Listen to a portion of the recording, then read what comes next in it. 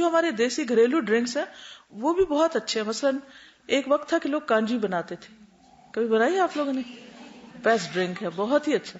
جب ہم یونیورسٹی میں تھے تو لاہور میں ہم نے پہلی دفعہ شاید دیکھی تھی, یا اس سے پہلے بھی کچھ پتا تھا, مگر وہ ہمارے یونیورسٹی کالج کے سامنے اویلیبل ہوتی تھی.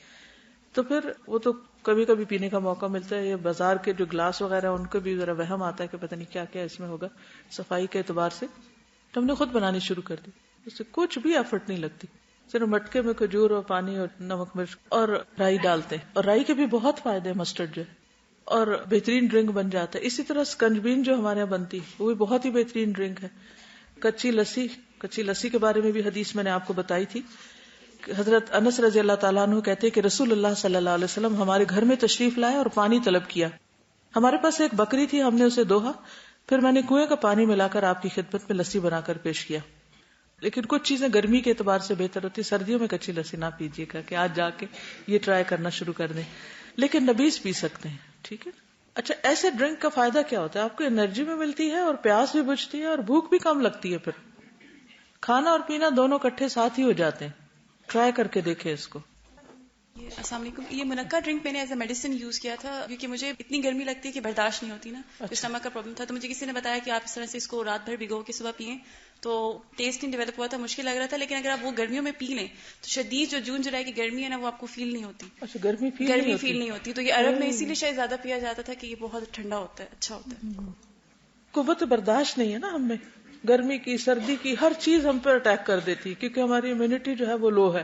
تو اس کی وجہ بھی یہی ہے کہ فوڈ ٹھیک نہیں ہے. منقع جو ہے, جیسے آپ لوگوں کو کھانسی ہے تو جیسے توے پہ آپ نے روٹی بنائی ہے تو جب ذرا سا کم گرم ہوتا ہوا تو اس کے اوپر آپ منقع ڈالیں, وہ تھوڑا پھول جائے گا دوبارہ.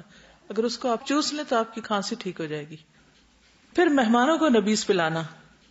بکر بن عبداللہ سے روایت ہے کہ ایک شخص نے سیدنا ابن عباس رضی اللہ عنہما سے کہا, میں دیکھتا ہوں کہ تمہارے چچا زاد تو دودھ اور شہد پلایا کرتے تھے اور تم لوگ نبیذ پلاتے ہو, کیا تمہیں غربت لاحق ہے؟ تم غریب لوگ ہو کہ تم نبیذ پلاتے ہو, دودھ شہد نہیں پلاتے, یا کنجوس ہو گئے ہو؟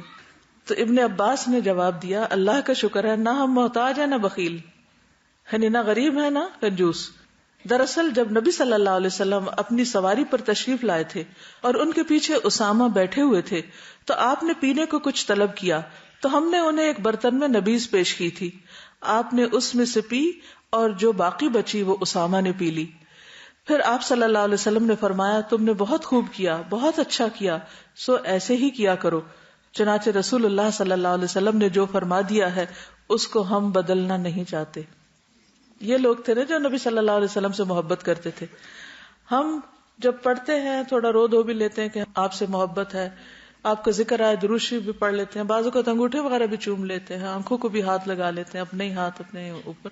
اور پھر اس کے بعد یہ ہے کہ جب عمل کی باری آتی ہے تو ہم پیپسی پینا شروع کر دیتے ہیں, رو دھو کے بعد میں پیپسی پیئیں گے. اس کی کیا وجہ؟ ایک تو یہ کہ پتہ ہی نہیں ہے نبیذ کے بارے میں. کتنے لوگوں نے ان کلاسز میں جانا ہے؟ میجورٹی نے یہی جانا ہے نا, ہم نے پڑھا تو ہمیں پتا چلا ہے. پہلی بات ہے علم نہیں ہے, دوسری بات ہے کہ علم ہے تو بنانے کی تکلیف نہیں کرتے, سستی, لاپرواہی, نیگلیجنس, کہ لیک آف موٹیویشن. کیوں کرے, یہ ہمارا تو رواج نہیں تو عربوں کا تھا. لیکن اصل بات یہ دیکھنی کہ صحابہ کرام ان چیزوں کو بھی سنت سمجھ کے کیا کرتے تھے اور اس کی اتنی پابندی کرتے تھے کہ کوئی اگر انہیں کوئی باتیں بھی بنا دے, غریب ہو گئے ہو, کنجوس ہو گئے ہو, تو بھی وہ اس کی پرواہ نہیں کرتے تھے. ایک چیز کو خوشی کے ساتھ, سنت کے ساتھ, پوری کنوکشن کے ساتھ کر رہے ہوتے تھے.